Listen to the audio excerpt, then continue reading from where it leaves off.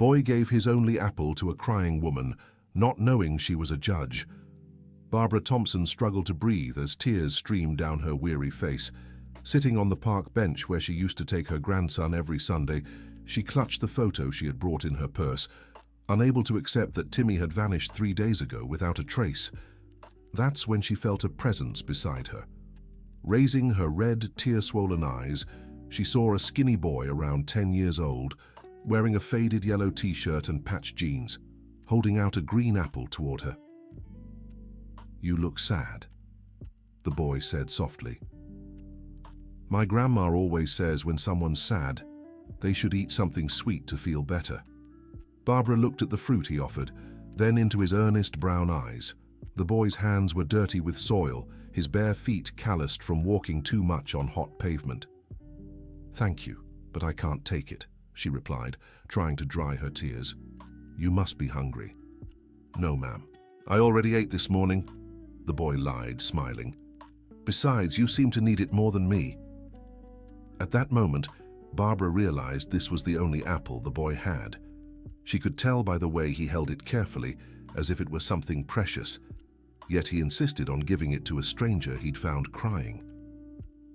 "What's your name?" Barbara asked, still hesitant to accept. "I'm Tyler, ma'am. Tyler Johnson. And you?" "Barbara," she answered, finally taking the apple. "Tyler, where are your parents?" The boy lowered his gaze for a moment before answering. "They went to work far away, in Washington, D.C. I live with my grandma, Dorothy. She's sick, so I come here every day to sell candy to buy her medicine." Barbara's heart ached. Here was a child who barely had enough to eat, caring for his sick grandmother, yet offering his only meal to comfort her. "Tyler, why aren't you in school?" "Oh, I stopped going a few months ago. I need to work to take care of Grandma Dorothy. She has a heart problem, and the medicine is expensive." Dear listener, if you're enjoying the story, take a moment to like and subscribe to the channel. It really helps us as we're just starting out. Now back to the story. Barbara bit into the apple, the sweet taste mixing with the salt of her still falling tears. That simple gesture from a poor boy had touched her soul in a way no words of comfort had in the past few days. "Tyler, have you seen anything strange in the park lately? A boy who looks like this one?" she asked, showing him the photo of Timmy. Tyler took the photo and studied it carefully. His eyes widened in surprise. "This boy? Yeah, I saw him, Mrs. Barbara. He was here the day before yesterday playing alone near the fountain." Barbara's heart raced. "Alone? Are you sure?" "No, not alone. There was a woman with him, a lady who seemed really upset. She was crying a lot, hugging him, saying she'd finally found her son." Barbara stood up abruptly. "What woman? What did she look like?" "She was about your age, gray hair, really thin. She told the boy she was his real mother and had been searching for him a long time." "But that's impossible," Barbara murmured, confused. "I've raised Timmy since he was a baby. His parents died when he was just 6 months old. I'm his only family." Tyler shook his head, seeming to understand the gravity of the situation. "The lady was crying a lot, just like you are now. She said she'd lost her son a long time ago and knew right away it was him when she saw this boy." "Tyler, do you know where this woman lives? Where did they go?" The boy hesitated for a moment, looking around as if checking no one was listening. "I do know where she lives. She buys candy from me almost every day. She lives in those houses behind the church, in a kind of hidden tenement building. But Mrs. Barbara, there's something that worries me." "What is it?" "This woman, she talks to herself sometimes. Just yesterday, I saw her talking to an old photo like the person in it was answering, and she gets real confused, like she doesn't remember things right." Barbara felt a chill in her stomach. The situation was worse than she'd imagined. A clearly confused woman had taken her grandson, believing he was her lost son. "Tyler, can you take me there?" "Yes, Mom, but we gotta be careful. She gets real worked up when she sees strangers. Once, a neighbor tried talking to her, and she started screaming that they were trying to steal her son again." As they walked along the cobblestone streets leading to the older part of town, Tyler shared more details about the mysterious woman. Her name's Mrs. Martha. Everyone in the neighborhood knows her. She showed up here about 5 years ago, always saying she was looking for the son she'd lost. People say she had a son who disappeared when he was little, but no one really knows what happened. 5 years? Barbara did the math in her head. Timmy had come into her life exactly 5 years ago, when his parents died in the accident. Yeah, ma'am, she always carries an old photo of the boy. Sometimes she shows it to everyone, asking if they've seen him. But the photo's real old. The boy in it is just a little kid. Barbara stopped walking for a moment, trying to process everything. Could there really be some mix-up about Timmy's identity? No, that was impossible. She'd handled all the paperwork when she took custody of her grandson. Tyler, when did you first see this Mrs. Martha with my grandson? It was the morning before yesterday, ma'am. I was selling candy when I saw her approach him. At first I thought she knew him because she said his name just right. She knew Timmy's name. Yeah, called him Matthew. Said she always knew she'd find her Timmy again. A shiver ran down Barbara's spine. How could that woman know her grandson's name? The pieces of this puzzle didn't fit, and with every new detail, more questions popped up. They reached a narrow alley lined with small old houses, some with paint peeling from years of wear. Tyler pointed to a faded blue house at the end of the street. It's there, Mrs. Barbara, but I think we should be careful. Barbara approached the house with her heart pounding. She could hear voices inside, one of them definitely Timmy's. Unable to hold back, she knocked. The door opened, revealing a woman around 60, her graying hair tied in a messy bun, her blue eyes seeming lost somewhere far away. "Who are you?" Martha asked suspiciously. "My name is Barbara Thompson. I'm looking for my grandson, Timmy. I believe he's here with you." Martha's face changed instantly. Panic took over her expression. No, Matthew is my son. I found my son. You're not taking him from me again." Barbara took a deep breath, trying to stay calm. She knew she had to handle this carefully. "Mrs. Martha, I understand you believe he's your son, but can I explain? Can I come in so we can talk?" "Grandma Barbara," Timmy shouted from inside. "Grandma, is that you?" Hearing her grandson's voice, Barbara sighed in relief. He was okay. "Matthew, don't worry, sweetheart.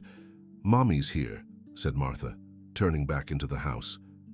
"Mrs. Martha," Tyler interjected gently. "Do you remember me? I'm Tyler, the one who sells candy at the park. We always talk." Martha looked at the boy, and her face softened slightly. "Oh, yes. Tyler, my little angel. Do you want to buy candy today?" "No, Mrs. Martha. I brought Mrs. Barbara here because she's worried about the boy. Could we come in just for a little while to talk?" Martha hesitated, glancing nervously from Barbara to Tyler. "I don't know. What if you want to take my Matthew away?" "No one's taking anyone away without us talking and understanding everything properly first," Barbara said calmly. "I just want to make sure he's okay." Reluctantly, Martha opened the door and let them in. The house was small and simple, but clean and tidy. On the walls were several photos of a child, all seeming to be from the same time, about 5 or 6 years ago. Timmy was sitting on the couch eating a sandwich. When he saw Barbara, his eyes lit up, and he ran to hug her. "Grandma, I missed you. Mrs. Martha is really nice. She made me a sandwich and said I'm her son, but I told her you're my grandma." Barbara hugged her grandson tightly, relief washing over her. He was okay, he hadn't been hurt. "Timmy, are you all right? Did she treat you well?" "Yes, Grandma. She cries a lot and keeps calling me Matthew. She says she lost him a long time ago and was so happy when she found me." Barbara looked at Martha, who watched the scene with tears in her eyes. "Mrs. Martha, may I sit and talk with you?" Martha nodded, and Barbara sat beside her on the old but comfortable couch. "Can you tell me about your son, the Matthew you lost?" Martha's eyes welled up and she picked up a faded photo from the coffee table. "This is my Matthew. He was 5 when I lost him. It was 5 years ago, ma'am. 5 years that feel like an eternity." Barbara took the photo and examined it. The child did resemble Timmy, but it definitely wasn't him. The differences were subtle, but there. "Mrs." how did you lose your son?" "It was a terrible accident. We lived in a rented house, very small, over in the Flower Gardens neighborhood. Matthew was playing in the yard while I made lunch. There were some old electrical wires the landlord never fixed. Martha stopped speaking, tears streaming freely. Tyler stepped closer and placed his small hand on her shoulder. You don't have to tell us if it's too hard, Mrs. Martha. No, sweetheart. It's good to talk. It's been so long since anyone let me speak about my Matthew. She took a deep breath and continued. Matthew touched the wires. It happened so fast. Before I knew it, my boy was on the ground, not breathing. The neighbors helped me, called for help, but it was already too late. Barbara's heart ached. This woman's pain was real and deep. Mrs. Martha, I'm so sorry for what happened to your son. It must have been unbearable. It was, Ma'am. After I lost my Matthew, I lost my mind too. I couldn't accept that he was gone. I kept looking for him around the house, on the street, everywhere. People started saying I was crazy. Dear listener, if you're enjoying the story, don't forget to like and especially subscribe to the channel. It helps us a lot as we're just starting out. Now, continuing. Is that why you moved here? Barbara asked gently. Yes. I couldn't stay in that house anymore. A friend told me it would be good for me to start fresh here, but I never really could start over. I kept imagining that my Matthew was alive somewhere, that someone had taken him far away from me.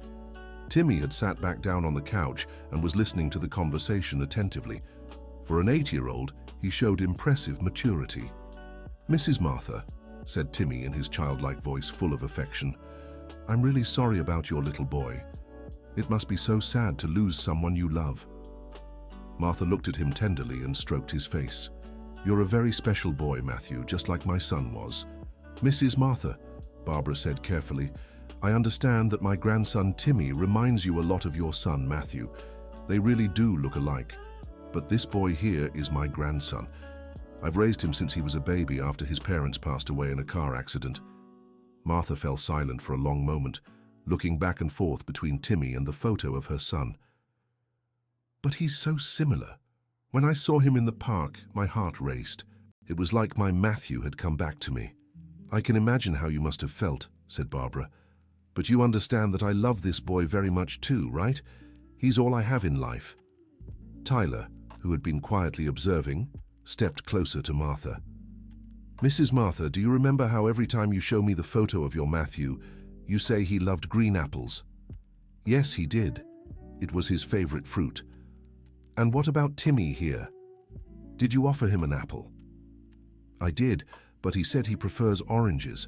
Tyler gave Barbara a meaningful look. See, Mrs. Martha? They're different boys, similar but different. Martha grew thoughtful. Slowly, Tyler's words seemed to make sense to her. Maybe I really was mistaken, she admitted, her voice trembling. It's just that when you want something so badly, sometimes you see what you want to see, right? That's true, Mrs. Martha, Barbara agreed. And there's nothing wrong with that. You missed your son, and when you saw a child who looked like him, your heart filled with hope. But now I'll be alone again, said Martha, starting to cry. That's when Timmy stood up and went to her. You don't have to be alone, Mrs. Martha. We can be friends. I can come visit you sometimes if Grandma Barbara says it's okay. Barbara felt her eyes fill with tears at her grandson's kindness. Of course you can, sweetheart. If Mrs. Martha wants, you can visit her. And I can keep visiting you too, said Tyler. We always have nice talks when I come by to sell candy. Martha smiled through her tears. You'd really do that? Come keep me company? Of course, Timmy and Tyler answered at the same time. Barbara stood and reached out to Martha. Mrs. Martha, I know you're going through a very hard time. Losing a child is something I wouldn't wish on anyone. But what if we tried to help you through this in a healthier way? What do you mean? Well, I'm retired from the judicial system. I spent many years working with families in difficult situations. I know some professionals who could help you cope with all this pain. Martha lowered her head. I don't have money for treatment, Mrs. Barbara. Don't worry about that now. Let's first see what kind of help you need, then we'll figure out the rest. Tyler tugged at Barbara's sleeve. Mrs. Barbara, can I say something? Of course, Tyler. It's just that I know a lot of people in the neighborhood who really care about Mrs. Martha. She's always been so kind to everyone. When my grandma was sick, she brought us soup for a whole week. It's true, Martha confirmed. I like helping people. It makes me feel useful. Barbara had an idea. Mrs. Martha, how about we organize a group here in the neighborhood? People who get together to talk, to help each other. You could help others who are also going through hard times. Martha's eyes lit up for the first time since Barbara had arrived. That would be wonderful. There are so many people here who need a kind word, someone to listen. Then it's settled, said Barbara. I'll use my contacts to organize it, and maybe you could help me too. I was feeling so alone before I met you all. Timmy hugged Barbara and Martha at the same time. Now everyone will have friends. This is so cool. Tyler smiled and joined the hug. And I'll keep selling candy to everyone. As they left Martha's house, Barbara reflected on how that day had completely changed her perspective. She had left home desperate, searching for her missing grandson, and now she was returning not only with Timmy safe, but with 2 new friends and a renewed purpose. Grandma, said Timmy, holding her hand as they walked, Mrs. Martha is really sad, isn't she? Yes, sweetheart. She lost someone very important and is still learning to cope with that pain. But now she won't be alone anymore, and neither will Tyler, and neither will we. Barbara smiled, impressed by her grandson's wisdom. You're right, Timmy. Sometimes the bad things that happen to us can turn into good things when we meet special people along the way. Tyler, walking beside them, brought up what had been on his mind. Mrs. Barbara, can I ask you something? Of course, Tyler. You said you worked in the judicial system. Were you a lawyer? I was a judge, Tyler. I worked for over 30 years presiding over family cases, mostly involving children and the elderly. Tyler stopped walking, his eyes wide. You were a real judge? I was, Tyler. Now I'm retired. Wow. And I offered an apple to a judge, he exclaimed, laughing. And it was the best apple I've ever had in my life, Barbara replied, smiling. Do you know why? Why? Because it was given with love, by someone who had almost nothing but still wanted to share with me. That's worth more than anything money can buy. Tyler turned red with both embarrassment and pride. I just wanted to help. You looked so sad. And you did help, Tyler, more than you know. When they got back to the park, Barbara was surprised. An elderly woman was sitting on the same bench where it had all begun, looking around worriedly. Grandma Dorothy! Tyler shouted, running toward her. The woman stood with difficulty, leaning on a makeshift cane made from a broom handle. Tyler, my boy, where were you? I was worried when you didn't come home for lunch. Tyler hugged his grandmother gently. Sorry, Grandma, I was helping Mrs. Barbara find her grandson. Dorothy looked at Barbara and Timmy curiously. Oh, so you found the boy. That's good. I'm Dorothy, this little rascal's grandmother. Nice to meet you, Mrs. Dorothy. I'm Barbara, and this is my grandson, Timmy. Your Tyler was an angel today. He helped us so much. He's a special boy, Dorothy said proudly. Since he was little, always worried about helping others. Sometimes I worry because he forgets to take care of himself. Barbara studied Dorothy more closely. The woman was visibly frail, her skin pale and her breathing slightly labored. Her clothes were clean but very old and patched. Mrs. Dorothy, are you feeling all right? Oh dear, it's just this old heart acting up. But don't worry, it'll pass. Tyler looked at his grandmother with concern. Grandma, did you take your medicine today? Dorothy lowered her gaze. It ran out yesterday, my son. But don't worry, next week I'll buy more. Barbara and Tyler exchanged glances. It was clear there was no money for the medicine. Mrs. Dorothy, said Barbara, would you mind if I took you to see a doctor, just to make sure everything's all right? Oh, don't trouble yourself, dear. Those appointments are so expensive. Don't worry about that. I know some very good doctors who can help. Timmy walked up to Dorothy and took her hand. Please, Tyler's grandma, let my grandma help you. She's really good at taking care of people. Dorothy smiled at Timmy. What a polite boy. All right, if you insist. We do, said Barbara. And Tyler, tomorrow you're going back to school. I'll figure out a way to handle your grandma's medicine situation. But Mrs. Barbara, I need to work to... Tyler, listen here. Education is the most important thing you can have in life. Without schooling, you'll be selling candy in the park forever. With an education, you can be anything you want. Tyler grew thoughtful. You really think I can study and still take care of Grandma Dorothy? I'm sure of it. And you know what else? I'm going to give you a very important mission. What mission? I want you to help me organize this project with Mrs. Martha. We're going to start a support group here in the neighborhood, and you'll be my special assistant. What do you think? Tyler's eyes lit up. I'll do it. But what will I have to do? First, you'll go back to school. Second, you'll help me get to know the people in the neighborhood who need help. Third, you'll be my interpreter because I don't know the community's needs very well yet.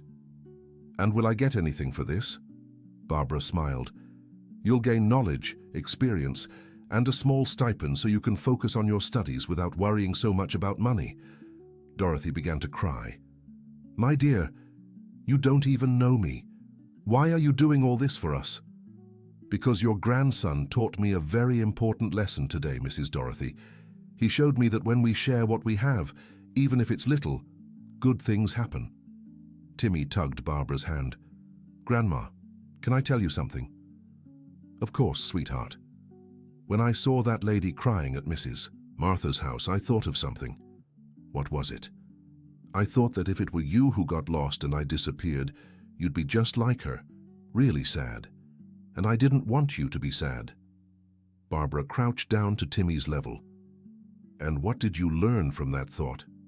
That we have to take good care of the people we love, and when we find someone who's suffering, we have to help, because one day it might be us who needs it.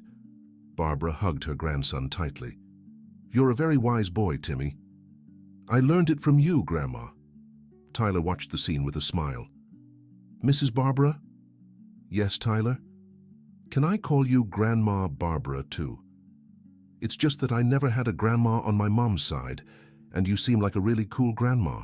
Barbara's heart swelled with joy. Of course you can, my dear. It'd be an honor. And can I call Tyler my cousin? Timmy asked excitedly. You bet, Tyler replied, giving Timmy a friendly punch on the arm. Dorothy watched everything with tears of happiness in her eyes. Barbara, my dear, I don't know how to thank you for all this. No need to thank me, Mrs. Dorothy. We're all family now. At that moment, Barbara realized her life had taken a completely different turn.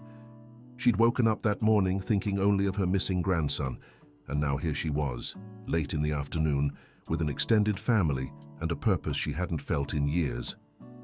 Everyone, said Barbara, how about we go get something to eat? I'm hungry, and I bet you all are too. But Grandma Barbara, said Tyler, I don't have money to eat out. Who said anything about money? Today's meal is on me. After all, we're celebrating our new family. Can we invite Mrs. Martha too? Asked Timmy. She seemed a little sad when we left. Of course we can. Let's all go together. And so, the group went back to get Martha, who was deeply touched by the invitation.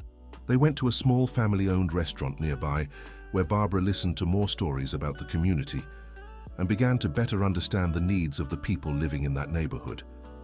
During dinner, Martha shared more about her son, Matthew, this time more calmly, like someone learning to cope with loss. You know, Barbara, talking with you all today made me realize something important. What is it, Martha? That my Matthew is really gone, and I need to accept that. But he doesn't have to leave my heart. I can keep the good memories and use the love I feel for him to help other children. What a beautiful thought, Mrs. Martha, said Tyler. And you know what just came to mind? Martha continued. What if I started tutoring the kids in the neighborhood? I was a teacher for many years before I had Matthew. Barbara clapped her hands. Perfect idea, and I can help with school supplies. I know some people who might donate books and notebooks. And I can be the first student, Tyler said excitedly. Me too, added Timmy. Dorothy, who had been quiet during dinner, finally spoke up. You know, with all this talk, I remembered something. What is it, Grandma Dorothy? Tyler asked. I have some home remedy recipes my mother taught me. Simple things for headaches, colds, that sort of thing. Maybe I could teach others in the neighborhood.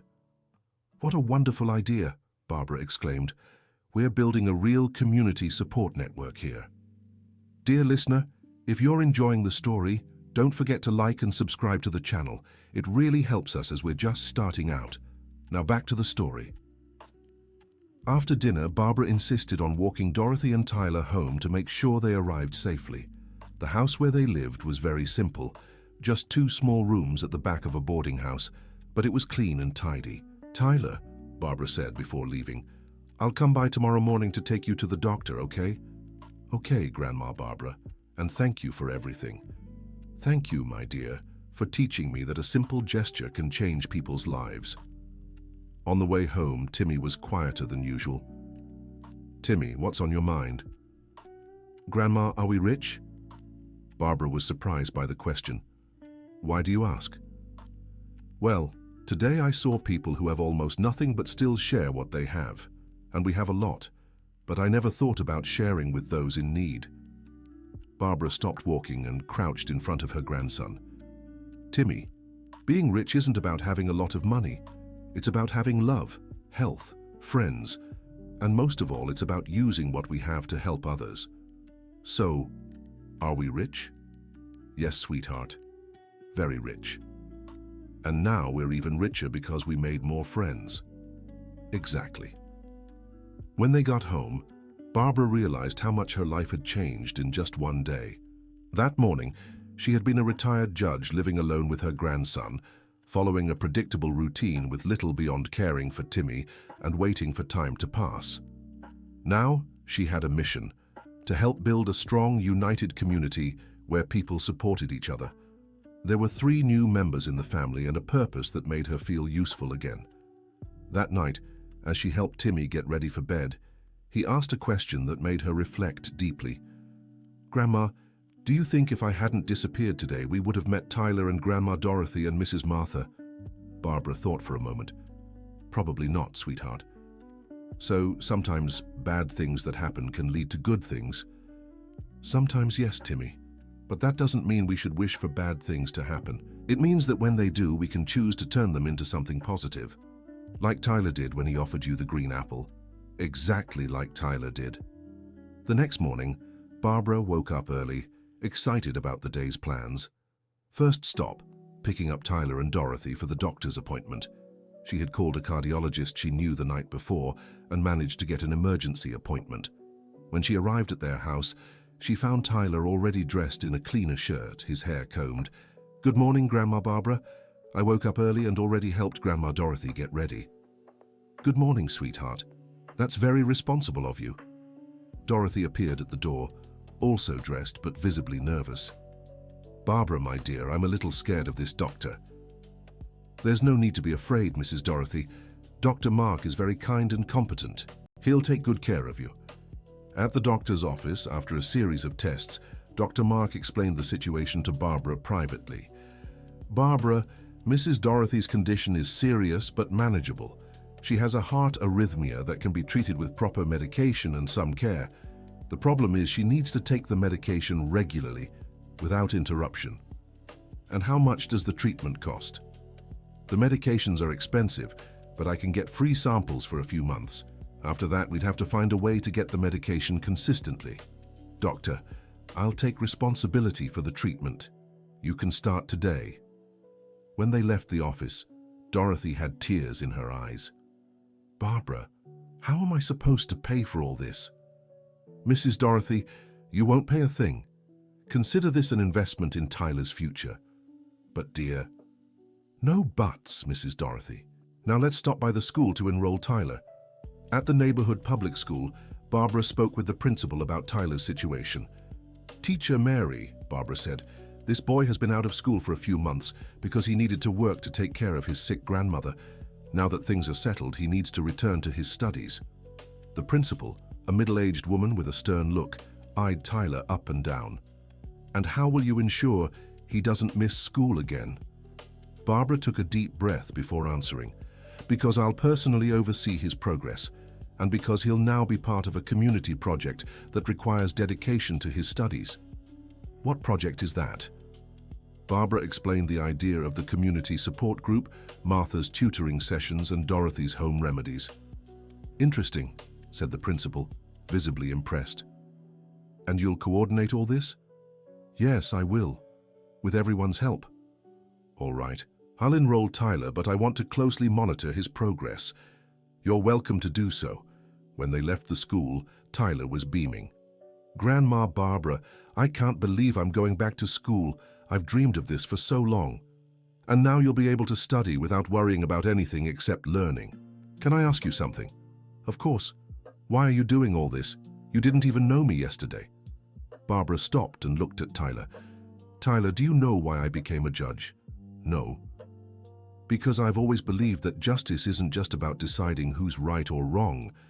Justice is also about giving equal opportunities to everyone. And when I saw a smart, kind boy like you being forced to drop out of school to work, I knew I had to act. You really think I'm smart? I'm sure of it. And you know how I know? How? Because yesterday, when I was at my lowest, you had the emotional intelligence to notice I needed help. And you had the courage to offer what you had, even though it wasn't much. That's a kind of intelligence you don't learn from books. Tyler turned red with pride. Thank you, Grandma Barbara. Thank you for reminding me what really matters in life. The afternoon was spent getting to know the neighborhood better. Barbara, accompanied by Tyler, Dorothy, and Timmy, visited several homes and spoke with dozens of people. She was struck by the many needs she found, but also by the solidarity among the residents. She met Mrs. Rose, a seamstress who worked from home and gave free sewing lessons to the neighborhood girls. She met Mr. John, a retired mason who taught woodworking to young people in his backyard. She met Mrs. Clare, a retired nurse who tended to minor health issues in the community. Tyler, Barbara said by the end of the day, this neighborhood is full of human treasure. People just need a little organization and support to do amazing things. It's true, Grandma Barbara. I always knew the people here were special, but I never thought about bringing everyone together for a big project. Well, that's exactly what we're going to do.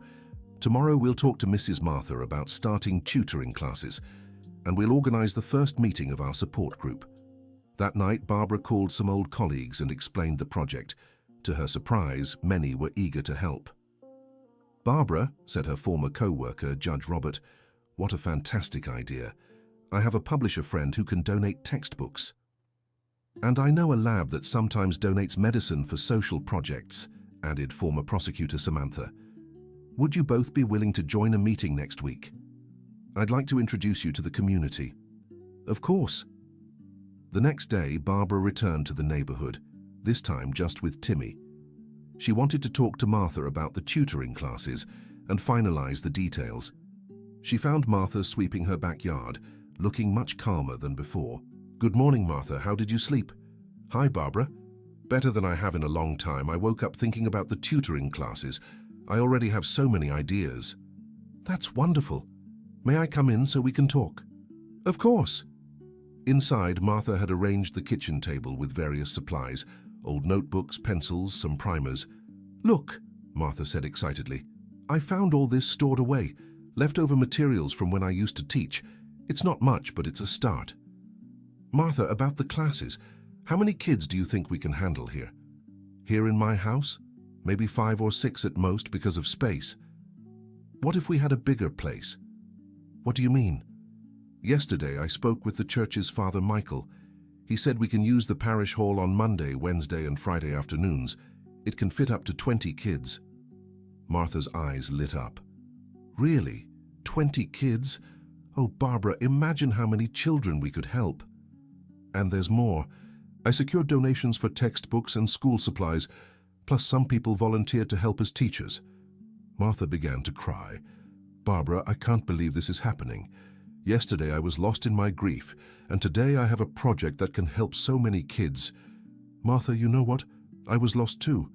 After I retired, I didn't know my purpose anymore. Now I do. Timmy, who had been quietly playing with some old toys Martha had, approached the two women. Mrs. Martha, can I ask you something? Of course, sweetheart. Do you think your son Matthew would be happy seeing you help other kids? Martha picked Timmy up in her arms. You know, I think he would, Timmy. My Matthew was always such a generous boy.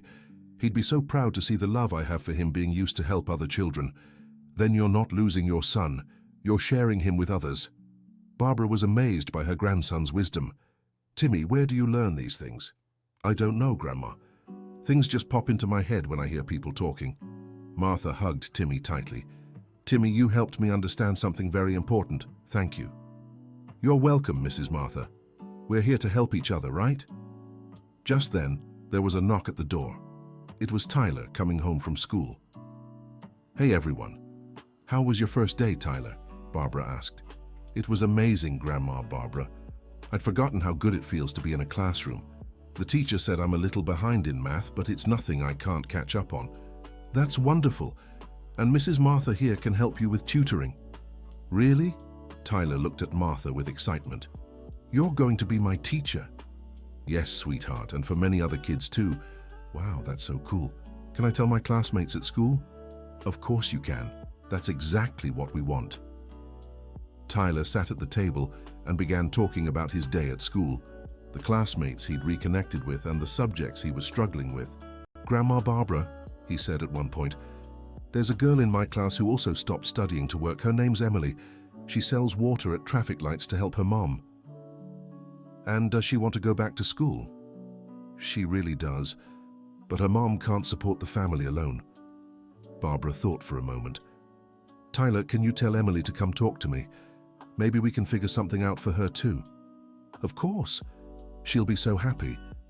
Martha had been listening carefully. Barbara, how many kids do you think are out of school in this neighborhood? I'm not sure, but I believe it's a lot.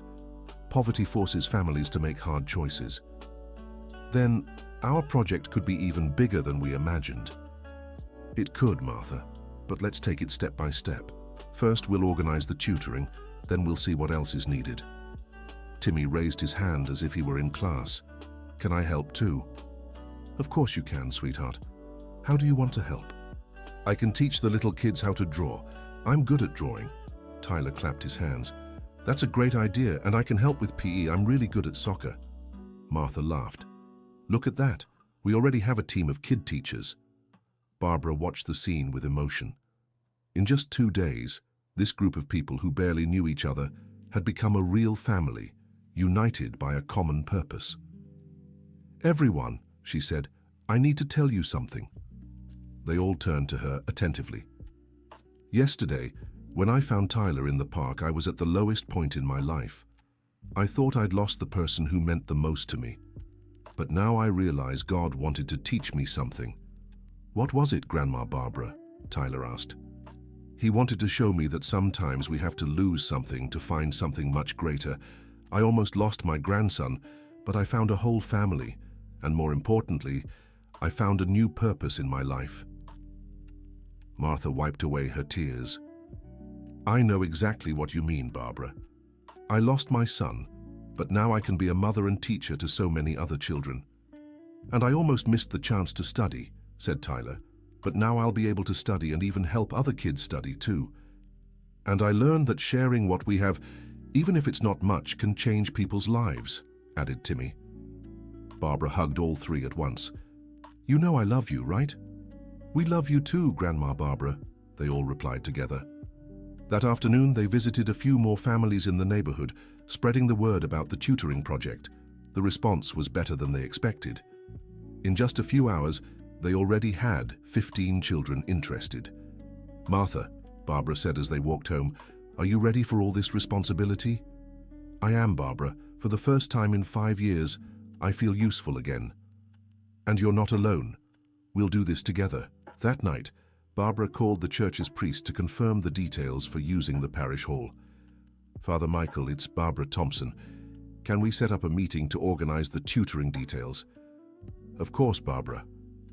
Actually, I've been thinking, what if we use this momentum to start other projects too?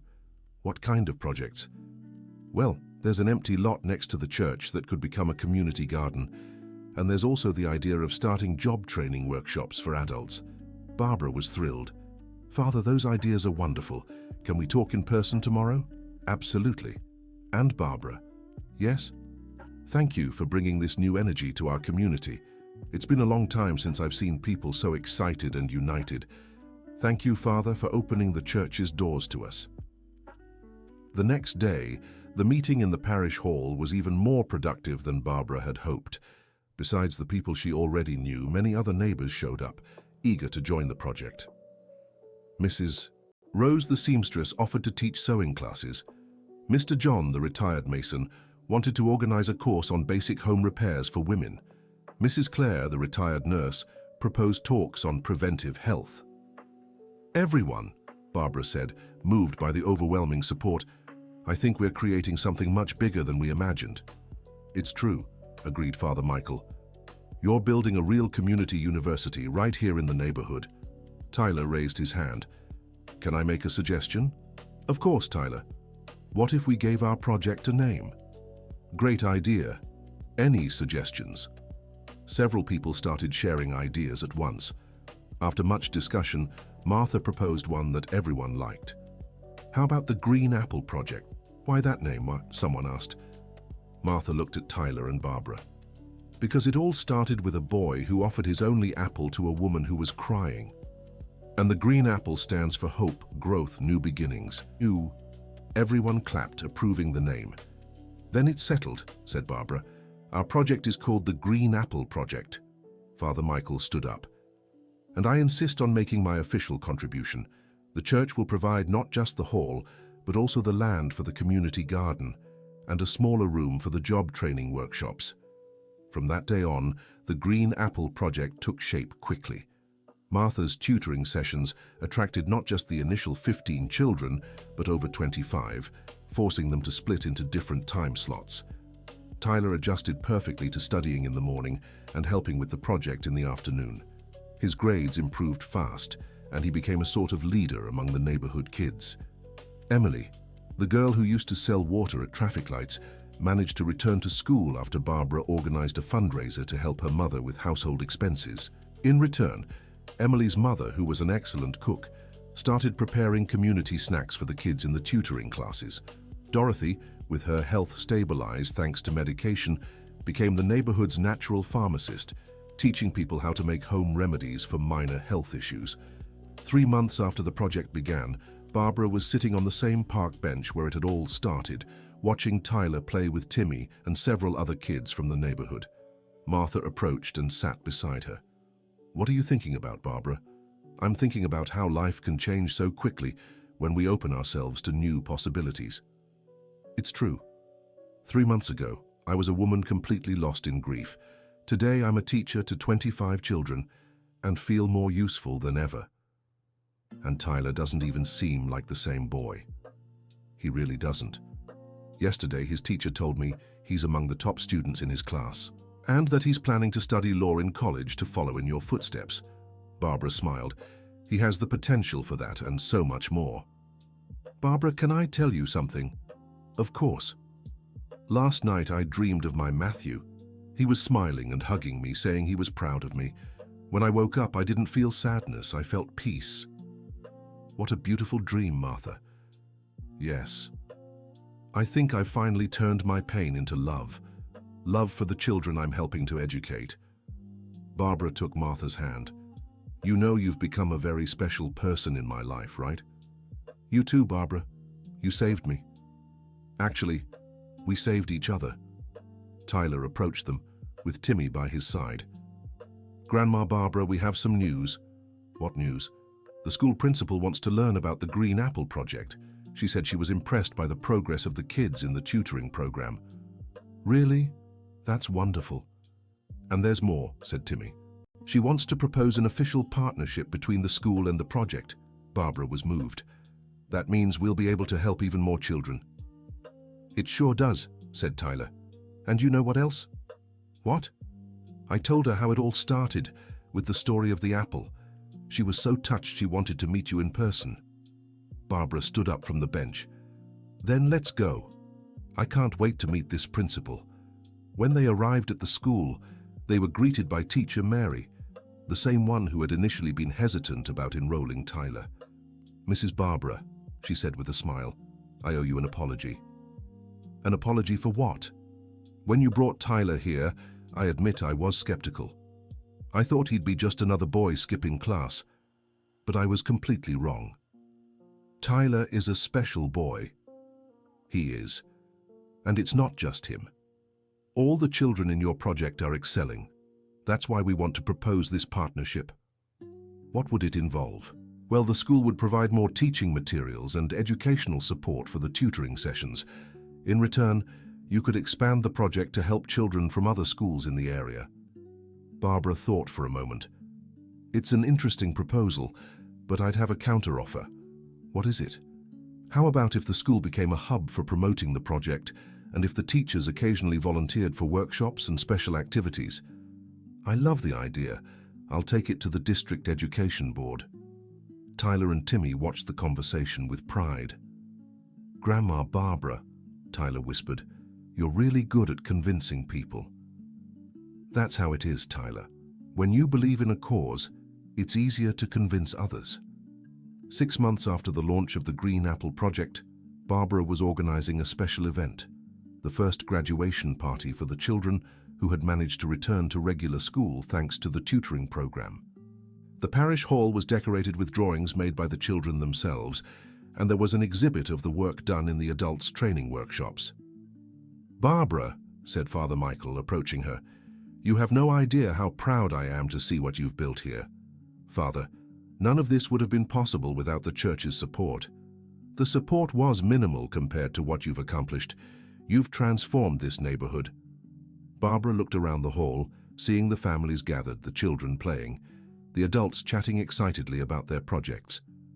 Do you know what moves me the most about all this, Father? What? It's seeing people discover they had potential they didn't even know existed. That's true, Mrs. Rose became an entrepreneur with her sewing workshop. Mr. John is making money giving private carpentry lessons. And Mrs. Martha is unrecognizable. She's so happy. And Tyler is preparing for college. Who would have thought that boy selling candy in the park would become one of the top students in school? At that moment, Tyler walked up to them, wearing a dress shirt and a radiant smile.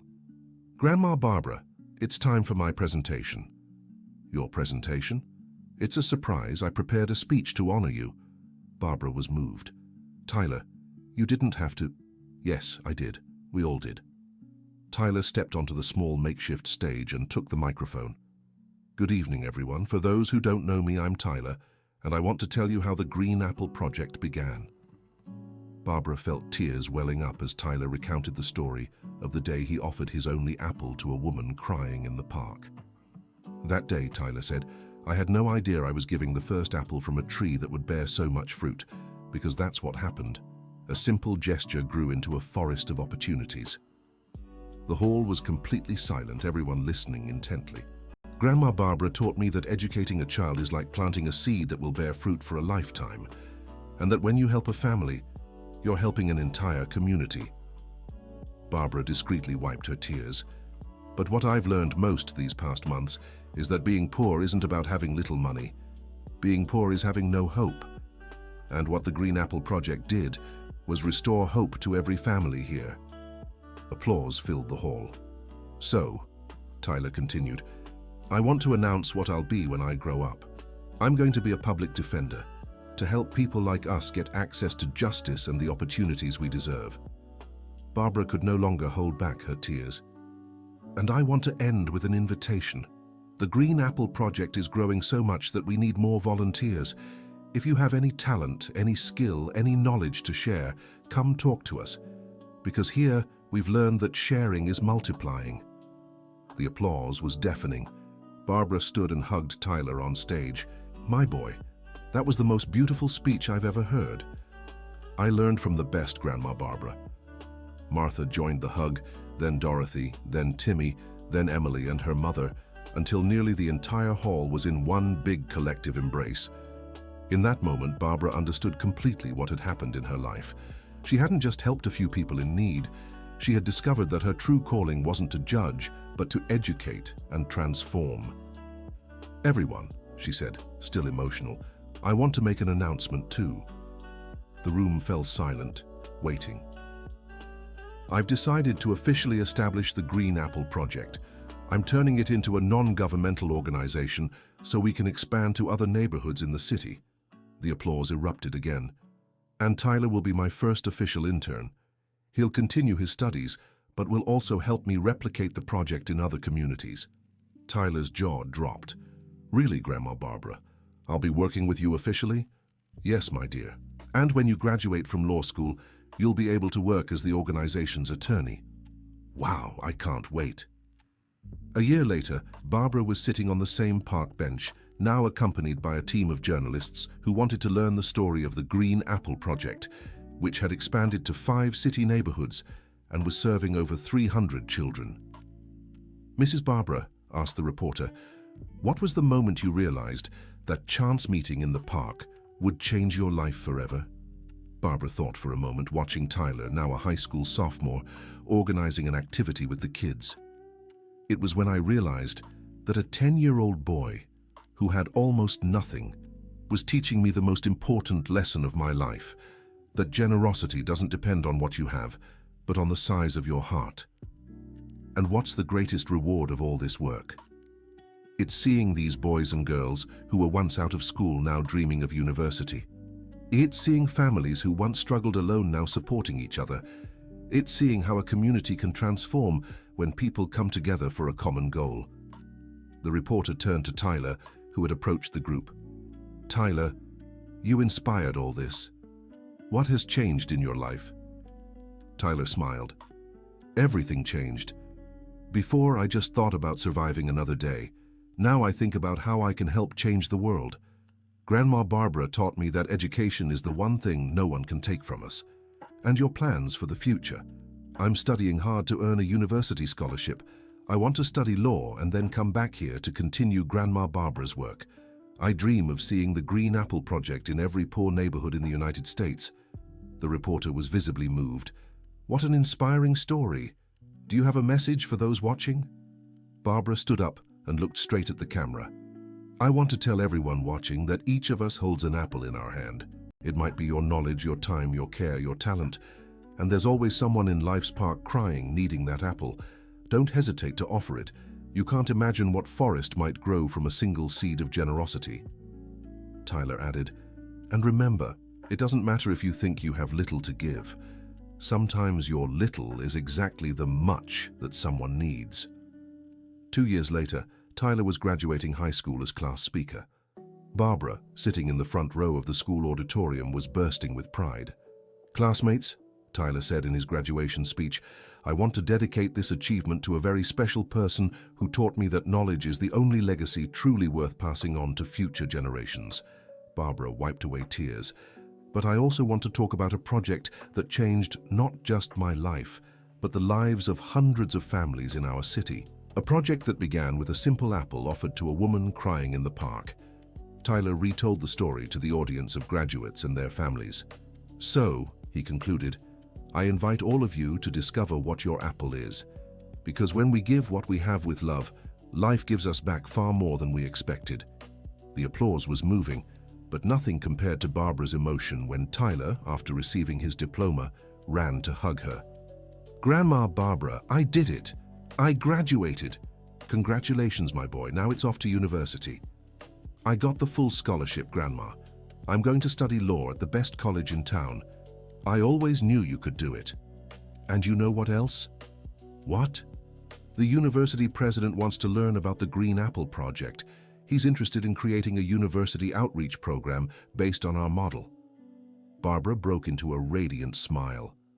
Tyler, this means we'll be able to raise a whole generation of college students committed to social change. Exactly. We're going to plant green apples all across the United States. That night, there was a celebration in the parish hall to honor Tyler's graduation and all the other kids from the project who were finishing high school. There were 15 young people who, just 2 years earlier, had been out of school and were now preparing to enter university. Barbara watched the festivities with emotion, seeing Martha chatting animatedly with the graduates' parents, Dorothy handing out her famous homemade remedies, Father Michael blessing the diplomas, and so many others who had become family over the years. Barbara, a voice said behind her. She turned and saw an elegant woman she didn't immediately recognize. I'm Samantha Miller from the Department of Education. I came here specifically to learn about the Green Apple Project. What a surprise. Welcome. Barbara, Your project has caught the attention of the department. We'd like to propose a partnership to replicate the model nationwide. Barbara could hardly believe what she was hearing. Nationwide? Yes, we want to create the National Green Apple Program, bringing your methodology to underserved communities across the country. That's unbelievable. And there's more. We want you to be the national coordinator of the program. Barbara had to sit down. Samantha, I don't know what to say. This is so much more than I ever dreamed. Tyler, who had overheard the conversation, walked over to them. Grandma Barbara, are you going to accept? Tyler, it would mean I'd have to travel a lot, be away from here. Grandma Barbara, you have to accept. Think of how many kids like me you could help all over the United States. Martha joined the group too. Barbara, Tyler's right. You have to say yes. We'll keep the work going here while you plant seeds elsewhere. Barbara looked at all the people who had become her family and realized they were right. Samantha, I accept. But on one condition. What? I want Tyler to be my official assistant in the program. Even while studying, he can help me on weekends and during breaks. Tyler beamed. Really, Grandma Barbara? I'll get to work on the national program? Yes, my boy. After all, it all started with you. Samantha smiled. Perfect. We'll start preparations next week. 3 years later, Barbara stood on stage at the City Theatre in Washington, D.C., receiving the National Citizenship Education Award for creating and leading the National Green Apple Program, which had already helped over 10,000 children in 50 U.S. cities.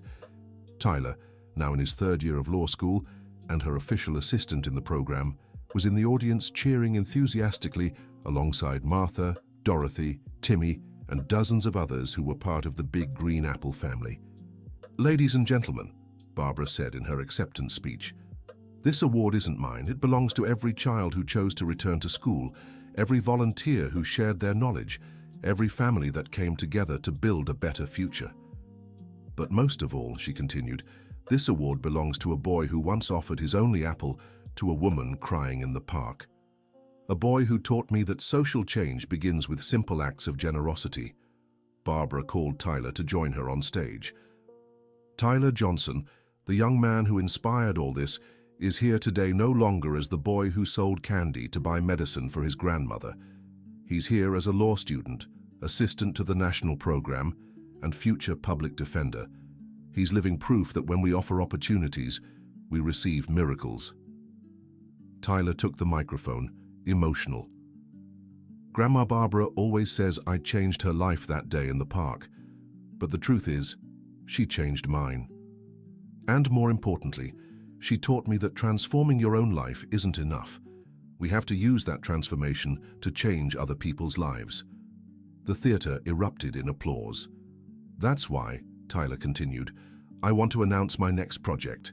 When I graduate from law school, I'll create the first community public defender's office in the United States, offering free legal assistance directly in underserved neighborhoods. Barbara was moved by the announcement. And do you know what it'll be called? Tyler asked, smiling. What? Barbara asked. Green Apple Public Defender's Office, because justice also needs to be planted where it doesn't exist. The entire theater rose in applause. That night at the celebration party, Barbara sat at a table with her extended family, watching Tyler dance with Emily, who had also graduated and was now studying education. Barbara, said Martha, sitting beside her, can you believe everything that's happened these past few years? Sometimes it still feels like a dream, Martha. But it's not a dream. It's proof that when we plant love, we harvest miracles.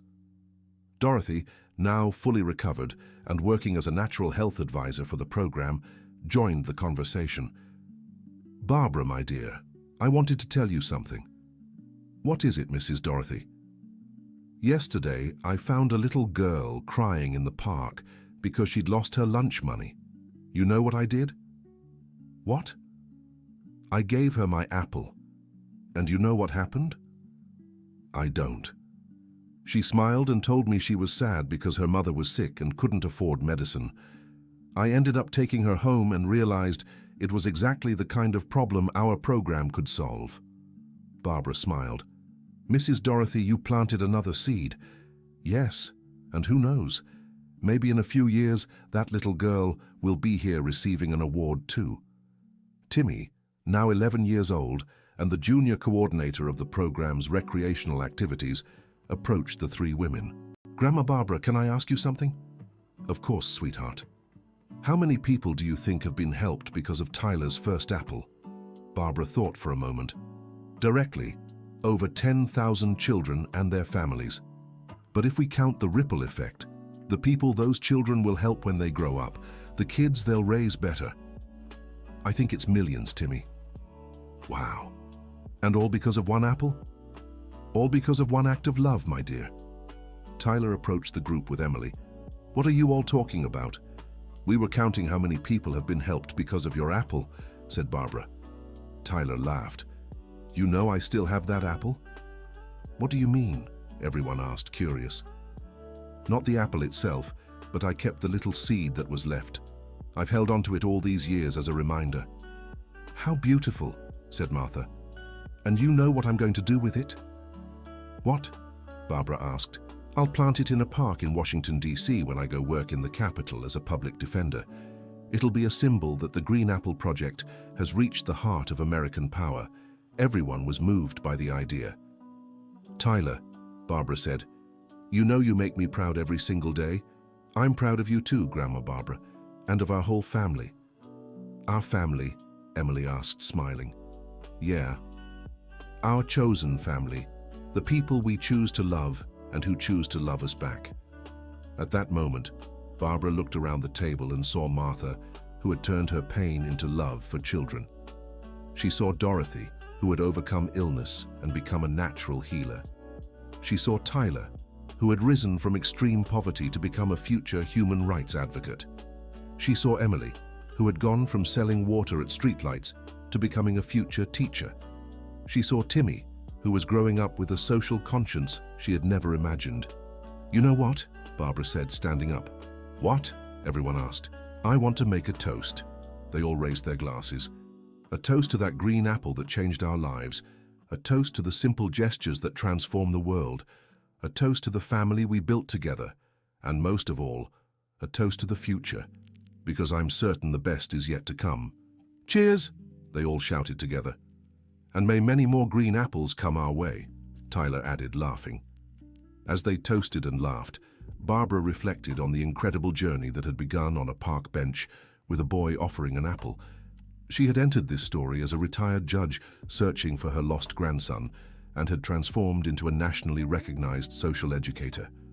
But more important than any recognition was knowing she had discovered her true calling, planting seeds of hope in barren soil, watering forgotten dreams with real opportunities, and harvesting transformations that would last for generations. And it had all started with the generosity of a boy who had almost nothing but possessed everything that mattered, a heart willing to share. Barbara smiled, knowing that on Monday she would be back in the field, visiting a new town, meeting new families, planting new seeds, because she had learned that when you have a life's mission, every day is a new opportunity to make a difference, and as long as there were parks with benches, there would be children crying, waiting for a green apple offered with love. The story of Barbara, Tyler, Martha, Dorothy, and the entire Green Apple family was only just beginning, because the best stories are those that never end, the ones that live on from generation to generation through simple acts of love and generosity. And somewhere in the United States, at that very moment, there was a boy offering his apple to a woman who was crying, unaware that he was about to change the world. The end. And you, dear reader, have you discovered your green apple? What simple gesture can you make today to transform someone's life? Tell us in the comments which part of the story moved you the most, and if you've ever had a similar experience. Leave a like if this story touched your heart, and subscribe to the channel to discover more inspiring stories that show how love can change realities.